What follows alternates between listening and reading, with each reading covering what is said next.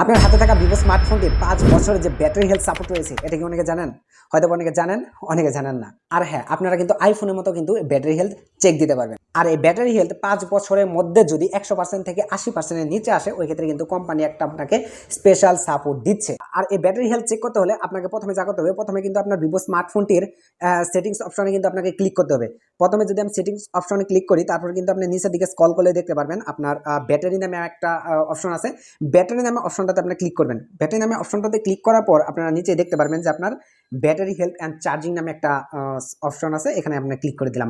এখানে ক্লিক করার পরে আপনি দেখতে পাচ্ছেন যে ম্যাক্সিমাম ব্যাটারি ক্যাপাসিটি 100% ওকে আছে। আর এই 100% থেকে যদি এটি 80% এর নিচে নেমে আসে, ওই ক্ষেত্রে কিন্তু আপনার কোম্পানি থেকে ভালো মানের একটা সাপোর্ট পাচ্ছেন। আর এই ব্যাটারি হেলথটা কিন্তু আপনার ভিভোর প্রতিটা ডিভাইসে নেই।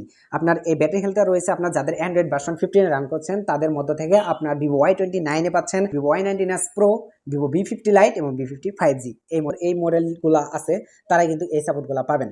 তো সবাইকে ধন্যবাদ, ভালো থাকবেন, আল্লাহ হাফেজ।